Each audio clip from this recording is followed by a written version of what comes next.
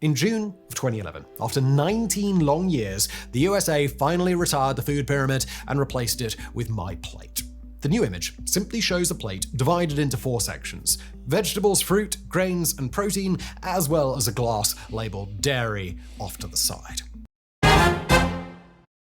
Hey freedom lovers, Dante Ferrigno here at Ferrigno Freedom channel, welcoming you back. For those of you who are returning, and for those of you who are here for the first time, welcome.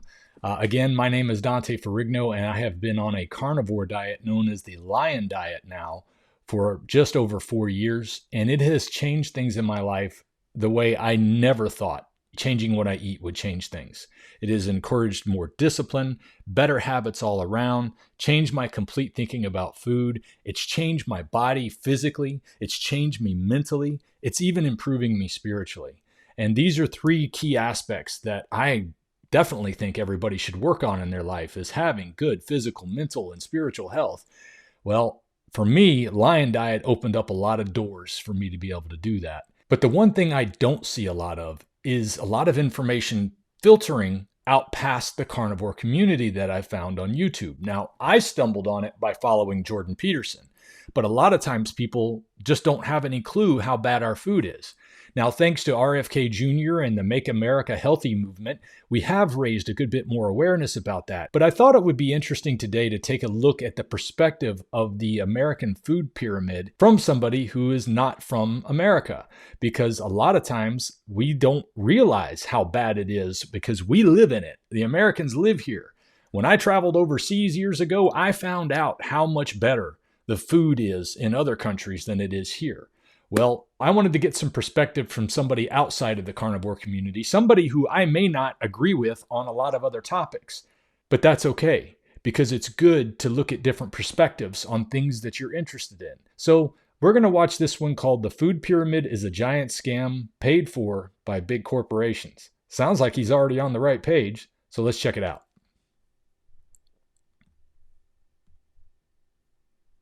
The United States Department of Agriculture, or USDA, has been publishing nutritional guidelines for well over 100 years now. These recommendations have been updated over time, and logically, one would think that they've changed to reflect new knowledge gained about nutritional science. Unfortunately, nothing could be further from the truth. Early changes reflected what foods were available rather than what foods were best. This lack of scientific rigor continued, and the eventual food pyramid that influenced the eating habits of generations was the end result of bad science, deals with the Soviets, and corporate influence. This resulted in the USDA releasing dietary guidelines that coincided with a dramatic increase in American obesity and heart disease. Although the scientists who criticized the food pyramid did not want to outright claim this correlation equaled causation, there is certainly a lot of evidence that this was the case. So, what were the original guidelines, and how did they morph into the unhealthy abomination that was the food pyramid? The first USDA nutritional guidelines were published in 1894,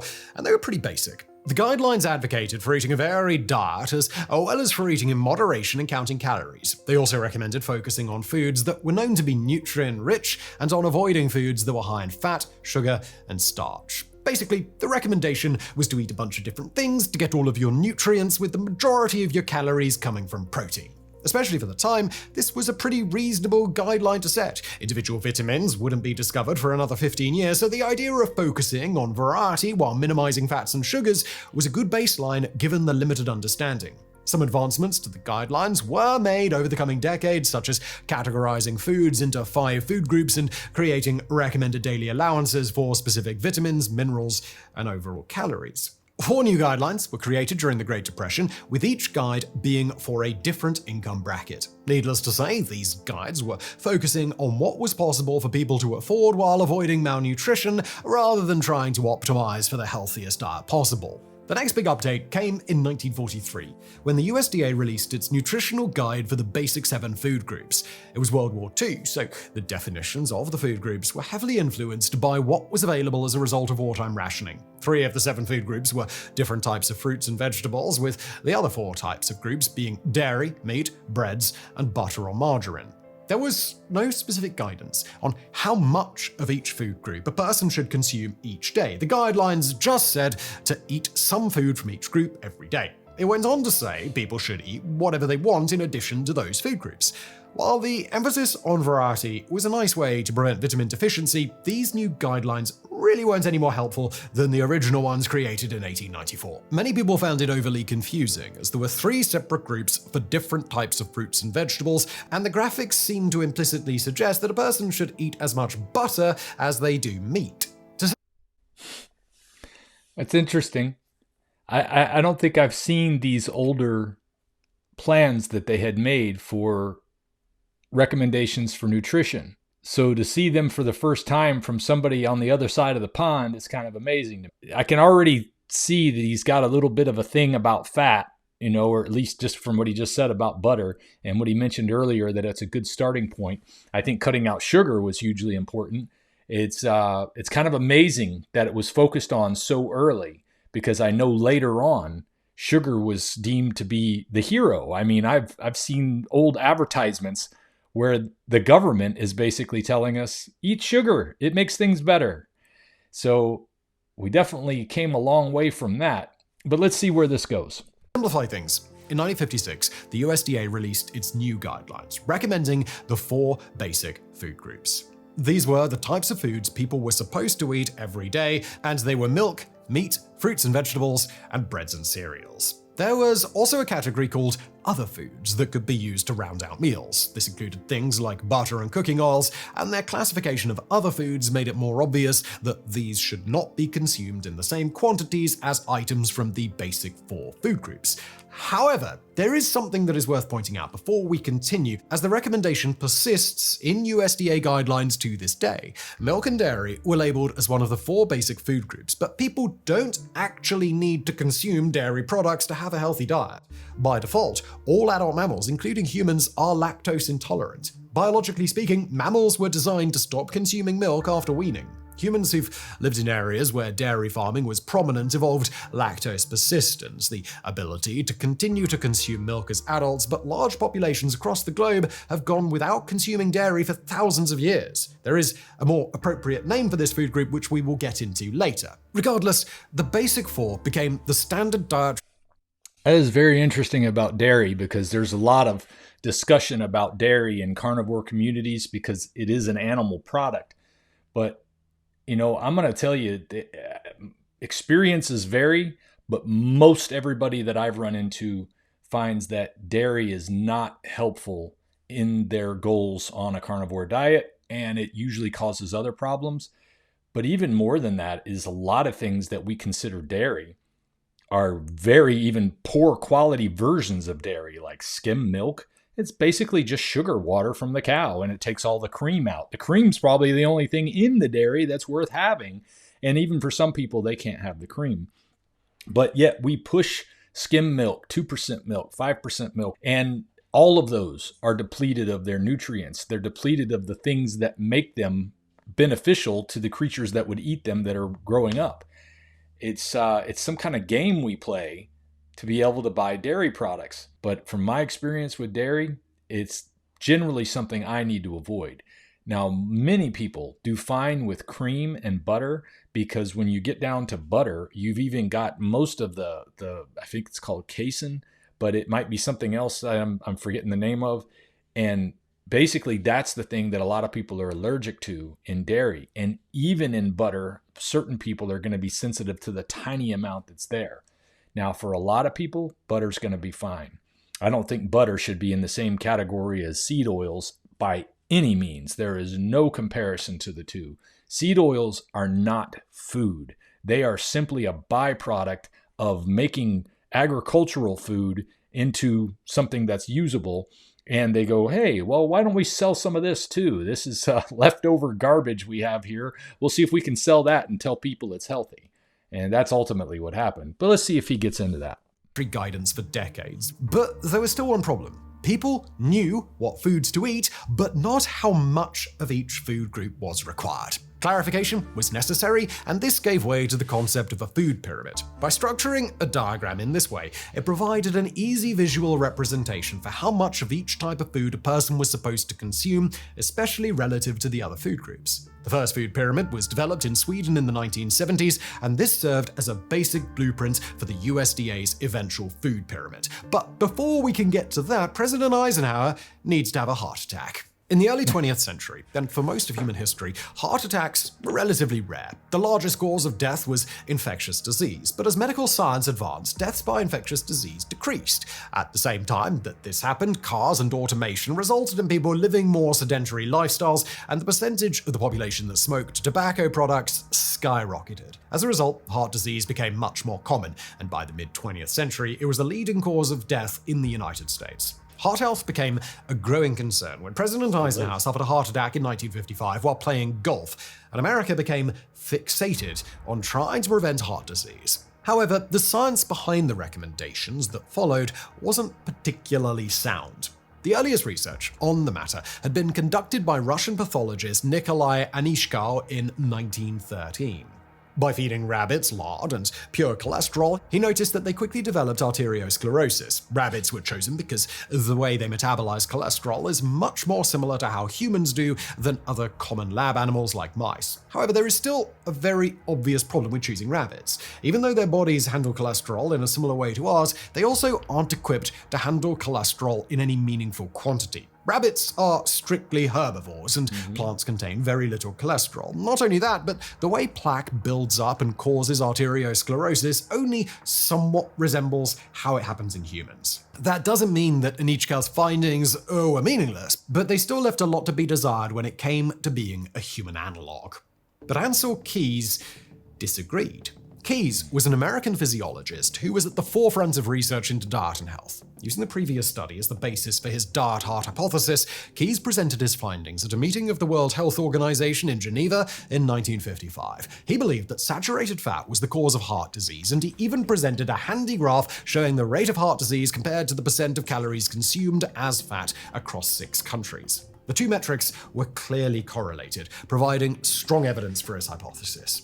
However, some of his contemporaries found the data to be disingenuous. While Keys had used data for 6 countries to make his graph, there was actually data from 22 countries available. When all of that data was included, the data points were completely scattered and there was no obvious correlation at all. But Keys had a theory, so the following year, he began his 7-country study, a multinational study designed to examine the relationships between diet, lifestyle, and heart disease. Now, many argued that Keys cherry-picked countries to fit his theory, as he had done with his previous presentation, and Keys had a reputation for bullying his critics into silence, so these opposing viewpoints were not as widespread as they perhaps should have been. But whether or not they were heavily biased by Keys' own beliefs, the findings of the 7-country study were clear. Saturated fat was the leading cause of heart disease. The study did note some other factors such as sedentary lifestyles and smoking being contributing factors, but saturated fat was believed to be by far the biggest factor, and sugar was completely ignored as even a possibility. Of course, That was the key where the change came, right there, where they got jumped off of the sugar bandwagon and went after fat. And I remember spending a good portion of my life in the 80s and 90s and 2000s avoiding fat at all costs. It's probably one of the reasons I had my gallbladder removed back in 2002. And I had no idea why. Doctors didn't tell me why. I asked them what caused it. Can it be fixed? Can anything be done other than removing a part of my body that I may need for something? I didn't even know what I needed a gallbladder for back then. That didn't come until I got on Carnivore and I started learning about how the body works. And then I found out, boy, I sure wish I had a gallbladder again because that helps with processing fat. But amazingly, I've been doing Carnivore for 4 years now. I don't shy away from fat by any means. And I have been in the best shape of my life, eating plenty of fat, plenty of meat, and that's it. That's all I eat is fat, meat, salt, and water. Now, occasionally I've had some things that I shouldn't have, but I always pay for those things. But when I stick with the real deal, when I stick with good, clean meat, and I stick with salt and water, I am just loving life. As far as the way I feel in my body, the way my body responds, I don't even recognize my body. Every time I look in a mirror or see a picture, I'm surprised that that's me because I've lived in a different body my entire life. And it was because I was following all the wrong advice. Cut out the sugar, eat all the fat I want for the most part, and I have had the best lifestyle ever since. I mean, at age 52, I feel as good as or better than I did in my teens. I can't say for sure because I don't remember exactly how I felt, but I remember feeling pretty bad even back then. And these days, I feel pretty good. I got much more agility and strength than I ever did when I was younger, and that blows me away. I wouldn't have started exercising if it wasn't for the carnivore diet. I tried many times. I even did the Beachbody insanity workout that Shaun T used to do back in, I think it was around 2010. And I stuck with that for weeks, man. I got some strength, but I didn't lose a whole lot of weight. I lost a little bit, but I didn't lose a whole lot. I got a lot of strength from it, but then that faded away because I couldn't keep up that intensity. I couldn't keep up that craziness. It was more of a fad thing just to do a short-term deal. Well, when I started carnivore, it was because I had gut problems that would not go away. I had constant brain fog. I had intense pain that would come, so much so that it kept me in the hospital at least 2 separate times. But doctors never had any answers. They never had any solutions. They didn't have any medicine they could offer to fix anything. They made me feel like I was the crazy one for having this problem. But it turned out all I needed to do was get the poison that's in our food out of my food that I eat. The bottom line is our food has been poisoned, and this is explaining how it happened in a lot of ways because we went in the wrong direction. Not only did we poison our food with all of the ingredients that are synthetic, we got genetically modified organisms, we have printed food, we have, what are they using, some kind of digital printer to make meat and other things? This is insanity. We were made to eat natural food, and specifically, I truly believe humans were made to eat meat. Our bodies do well on meat. Now, can we eat bread? Can we eat vegetables? Probably. The stuff we have today, though, isn't the stuff they had in biblical times. When you buy the wheat off the shelf or anything that's got wheat in it these days, you're getting glyphosate. You're getting a modified organism. You are not getting the original wheat that they used in ancient times, and you're getting poison added with it because it's part of the harvesting process. So a lot of times certain foods are going to be affected negatively. Cattle can also have a problem with the food that they eat, but the thing about cattle is they're ruminant animals. It means that they have multiple chambered stomachs that are designed to really process their food in such a way that all of those toxins wind up going out with the manure, and all of the good part of the food winds up going into their meat. And when you eat that meat, you're getting some of the best meat that you can get on this earth. Ruminant animals include deer, elk, antelope, bison, buffalo. I mentioned cows, also goat and sheep. Lamb is one of my favorite things to have when I can get a hold of some. All of those ruminants, I just do fantastic when I eat those. Ever since I've damaged my body with whatever was going on, which could be a combination of surgery and all the bad food that I had and a lot of the bad habits that I've had over my life. But since I've been on lion diet, I'm a whole new person. So let's keep going. The carnivore bar compared to movie theater snack prices, it's no competition. With a tub of popcorn running you over $14, I'd much rather enjoy the salty, crunchy, meaty goodness of a carnivore bar any day. And I don't have to cheat to enjoy my night out. Carnivore bar. Save 10 to 20% when you use my link in the description of this video. It's worth mentioning that while Eisenhower had quit smoking a few years before his heart attack, he had been a 4-pack-a-day man. The importance of that was largely overlooked, and the alleged dangers of saturated fat were overemphasized, in no small part by the American Heart Association and their conflict of interest. The AHA was once a small organization until it became sponsored by Procter & Gamble, who in 1948 donated $1.7 million, that's over $22 million today, to the organization. This influx of cash allowed the AHA to grow and gain national recognition. However, P&G were the makers of Crisco, an incredibly popular brand of vegetable oil. Since Keys and his 7 countries study were advocating for replacing saturated fats with polyunsaturated fats like those found in vegetable oils, the AHA had every incentive to sign off on his research. However, there was one dissenting bit of research, much of which didn't see the light of day until 2016. While most studies into diet and lifestyle required self-reporting of data, which was not always reliable and which couldn't be controlled, from 1968 to 1973, there was a large controlled study of nearly 10,000 people living in nursing homes and mental hospitals. Because these people had their meals provided for them, researchers could control exactly what they ate. This was known as the Minnesota Coronary Study, and it has been reported that Keys was one of the principal investigators in the study, though his name was not published on the final report. When the report was finally published in 1989, it showed that replacing saturated fats with polyunsaturated did not reduce the risk of heart disease. However, only a very limited data set was released. The authors of the paper were disappointed with the results, so perhaps they published as little data as possible in an attempt to undermine their own study's credibility. But in 2016, Dr. Christopher Ramsden contacted the son of one of the paper's authors to see if he could find the original research. Hidden away in the basement were 60,000 records showing that not only was saturated fat not harmful, but that replacing it with vegetable oil, while it did lower cholesterol, also increased the risk of heart disease. Of course, there are some unanswered questions relating to this. I think it's amazing what one person seeking the truth can do. I mean, almost 100 years, over 100 years of this food pyramid stuff starting to formulate and becoming what it was. It wasn't until 2016 somebody actually took a close look at the original information to be able to point out something that is so obvious to me now because of my experience on carnivore. But prior to my experience on carnivore, I would have been thinking the same thing most people were thinking, that you got to avoid fats. You got to replace it with healthy fats from vegetable oils or whatever. It's a mind game, and it's really got a hold of us as a people.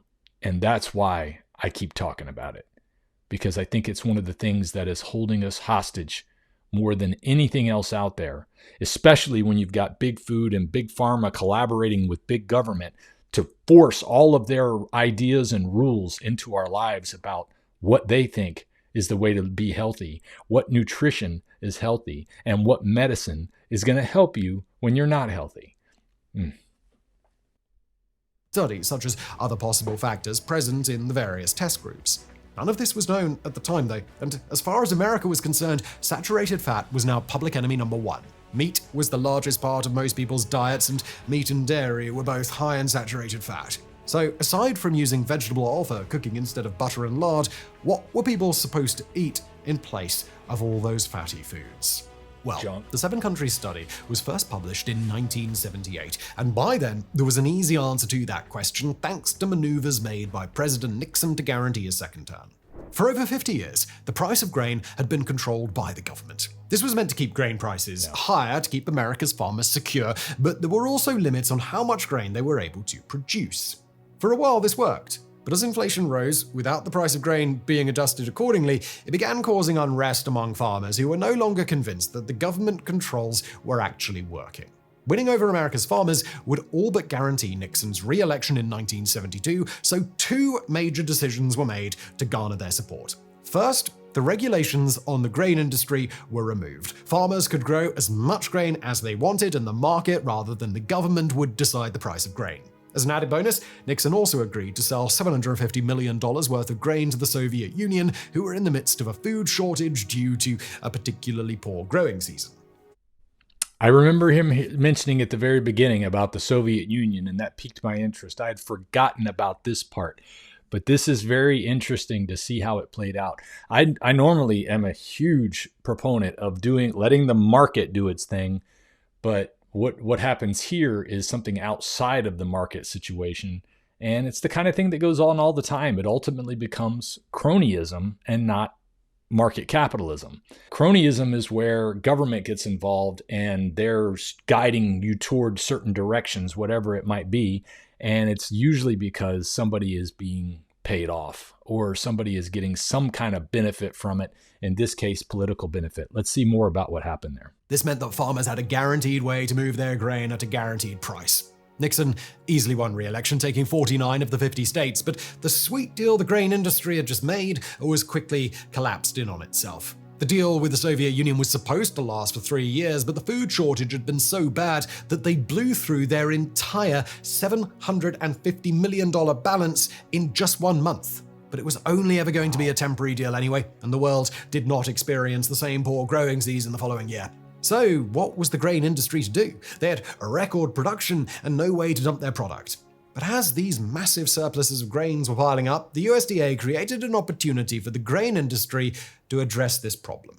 Research into constructing the USDA's food pyramid began in the 1980s. It was created by a team of scientists and nutritionists led by Louise Light, and they carefully reviewed all the available data and research on nutrient recommendations, disease prevention, documented dietary shortfalls, and major health problems of the population. The goal of Light and her team was to create the best possible dietary recommendations to address the needs of the average American, and by 1991 they had completed their mission. However, the food pyramid designed by Light and her team looked absolutely nothing like the food pyramid that we're all familiar with. The base was made up of 5 to 9 servings of fruits and vegetables. The next step on the pyramid was 5 to 8 ounces of protein foods. While many people equate protein with meat and fish, people can also get protein from beans, lentils, tofu, and other sources, and the language was chosen to clarify that meat was not necessarily required in a healthy diet. The next step on the pyramid called for 2 to 5 servings of grains, but specifically whole grains. Above that was 2 to 3 servings of calcium foods. Just like equating protein with meat, we are likely to equate calcium with dairy. However, there are plenty of non-dairy sources of calcium, such as broccoli and almonds. Above calcium foods were fats, with a recommended daily intake of 2 to 3 tablespoons. There was no specific recommendation in favor or against specific types of fat, just the acknowledgement that fat is an important part of our diet. And then, on top of the pyramid, was clean water, with a recommended 6 to 8 glasses per day. Note that the food pyramid is designed to inform where we get our calories from, which is why water was at the top of the pyramid despite having the highest recommended volume of consumption. This was a sensible set of regulations put together by a team of the USDA's most accomplished nutritionists based on the best science available. It was then passed up the chain to the USDA's most accomplished bureaucrats and the Secretary of Agriculture, and the end result, the food pyramid we're all familiar with, was wildly different from what had originally been recommended. Lobbyists were quick to make their presence known, and immediately corporate interests got to work rewriting the pyramid from the ground up. Protein foods and calcium foods were replaced with meat and dairy. Language was changed to downplay the importance of fresh and whole foods, instead emphasizing heavily processed foods. And most notably, grains were moved to the bottom of the pyramid with a recommended 6 to 11 servings each day. According to Light, our nutritional needs were sold to the highest bidder, with the resulting guidelines being informed by corporate interests and bad science. And while scientists have been cautious about confusing correlation with causation, the effects of this food pyramid are seemingly pretty damn clear. Though American obesity has been on the rise since the 1960s, the 1990s and the release of the USDA's food pyramid saw a sharp increase in obesity, particularly childhood obesity.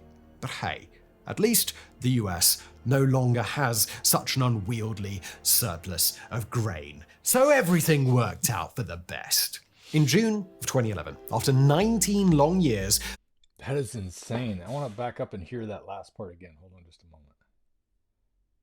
The pyramid with a recommended 6 to 11 servings each day. According to Light, our nutritional needs were sold to the highest bidder, with the resulting guidelines being informed by corporate interests and bad science. And while scientists have been cautious about confusing correlation with causation, the effects of this food pyramid are seemingly pretty damn clear. Though American obesity has been on the rise since the 1990s. And this is exactly the kind of thing that I see every day when I go out into public. And I think to myself, I used to be just like these folks walking around with all this extra weight on, thinking I'm making good choices for myself because maybe I'm buying the stuff from the health food section of the store. Why would there be a health food section in a store that sells food? Isn't food supposed to make you healthy to begin with? So if there's a health food section, what's all the other food? The problem is, even deeper than that, is the food in the health food section is full of processed garbage too. It's full of sugar. It's full of different versions of sugar. There's like 1 million different names for sugar now because of all the attempts to hide the sugar in the food that they want to feed to you so that they can get your emotions hooked on it, get your body hooked on these things, really play with your brain about how food works in your pleasure processing center in your brain. I mean, they've got a huge advantage. And then all the advertisements that pump into your house every day when you watch TV or you're watching your phone and you see the new McDonald's McRib is out and you got to hurry up and get some because it's going to be gone again. I mean, I was caught up in that crazy loop.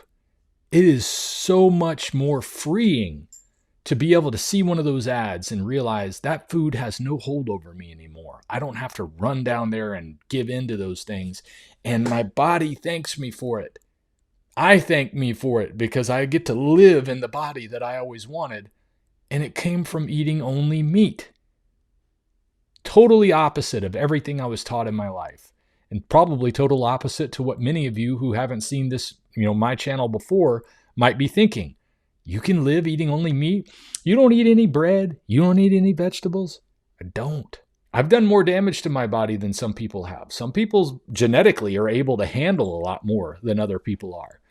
But it's not like I was out pounding Twinkies or something like that. I was trying to eat healthy. All of my life, I was trying to eat healthy. But there were many times that I would give in and just say, forget it, or fall into the fast food paradigm back when I was in sales years ago and I was working 50, 60 hours a week in a sales organization. And the only chance I got to get food was if somebody went to the store for the other 30 people that worked there and would go buy taqueria or whatever we would have, Burger King or McDonald's or whatever was around, because that was the only way we had time to eat. But I look back now and realize that was all excuses, because the last 4 years, I've been able to get by making food for myself every single day. And you should check out some of my other videos where I talk about how I make the food that I make, because I'm not a cook, I'm not a chef, but I have found ways to make this work, and you can too. 1960s, the 1990s, and the release of the USDA's food pyramid saw a sharp increase in obesity, particularly childhood obesity. But hey, at least the US no longer has such an unwieldy surplus of grain, so everything worked out for the best. In June of 2011, after 19 long years, the USA finally retired the food pyramid and replaced it with MyPlate. The new image simply shows a plate divided into 4 sections: vegetables, fruit, grains, and protein, as well as a glass labeled dairy off to the side. This was considered a large improvement, especially because the recommendation was for fruits and vegetables to make up 50% of a person's plate. However, there are still problems. Unlike in the food pyramid, there are no example foods for each group, nor is it clear exactly how big a person's plate is supposed to be. There are also criticisms that dairy is still portrayed as a mandatory food group. Of course, the MyPlate image is just the most surface-level explanation of the USDA's guidelines. If you want to see the complete dietary guidelines for Americans for 2020 to 2025, you can download the full 164-page PDF file off their website. But ain't nobody got time for that. And that was perhaps the most powerful element of the food pyramid. The food pyramid was simple, concise, and easy to understand. The guidelines in the food pyramid were easy to follow, even if those guidelines were controlled by lobbyists and bad science rather than the nutritionists in the USDA. Unfortunately, because the food pyramid was so easy to follow, millions of Americans are now paying the price for following that advice and for believing that the government was actually looking out for them rather than for American corporate interests. And I think that is the key thing. That's one of the few times I've heard Simon say something where I think we might agree on some political principles. Realizing that the government is not looking out for you is probably the most important thing that you could do in your life. I don't care who's in charge of the government. It's too easy for people to buy access. With lobbyists and all the other things that go on between backroom deals and stuff with, people that got bags of money that they want to make sure that they can beat their competition, it's too big. It needs to be much more diffuse than it is, this centralized government situation we have going on. That's a big part of it. But just the fact that so many people go through life right now, they pull up to a restaurant and they see the sign that says 100 score from the government's Department of Health. And then you look at the food and you're like, this looks like somebody sat on my hamburger. And most people don't think about it. They just trust. They just trust that whatever is said is going to be the truth. And I think that has made us completely blind to the things that are attacking us right now. The amount of poison that's in our food that's causing us to be so unhealthy, especially in the United States, but honestly, it's going on around the world. It's just not quite as bad in other countries because we have allowed so many synthetic things to be mixed in with our food, so many chemicals that are not allowed in other countries, that at one time they just weren't used in food because people were like, they realized, we sell food. I need to make sure it's good natural ingredients. I don't want to give something that's going to hurt my customers. But as soon as somebody did decide they were going to try to make pudding a little bit faster for the housewife back in the 1940s to be able to make chocolate pudding very quickly compared to what it used to be, that was like all the bars went off. All the chains went off of the company that was involved. This was General Food, I think it was. General Foods. Not General Mills, General Foods. And yeah, it was back in the 1940s. And they had chemists that used to work on making their food products, but they weren't using anything but natural ingredients. When they realized one of their competitors was making a pudding that was going to be available to be ready in 30 minutes or whatever it was, they said, whatever you got to do, beat that. We can't have them being able to make something that much faster than we can provide it for people. So the CEO of the company said it doesn't matter what you put in there, just make sure that it's faster. That was the key. And ever since then, it has been a rat race to see what we can do with all of our foods to make fast, available all the time, ready to eat, never goes bad food so that we're eating stuff that is not food. I mean, you would do better to eat your pillow than you would eating a Twinkie. And, I saw something on eBay the other day. Somebody was selling a box of Hostess Twinkies from the year 2000 for like $100,000 or something ridiculous like that. This is the kind of thing people eat every single day of their life. And then they wonder why they're aching and overweight and have brain fog. And they just can't figure out why they don't have any energy or they don't feel good. Folks, the fuel we put in our body is so important for running this body. And we are using the worst fuel in the world in 2025. Well, that's all I got to say about this one, guys. I'd love to hear what you think about what Simon had to talk about and what you think about what I had to say. I know there's a lot of people watching this who are probably not carnivores. I'd love to hear your input as well. But I will tell you, until you've looked into it, you might want to reserve your judgment. Anyway, that's all I got for this one, guys. I will see you next time. If we pay extra, could we maybe get some grease or fat? Hey, it's Dante Ferrigno. I just wanted to thank you first of all for watching this video, but I also wanted to tell you about my merch shop. I have a link in the description for a bunch of different items I've put together for you to be able to show your support for the carnivore lifestyle, and every purchase helps me to keep doing what I'm doing here on Ferrigno Freedom.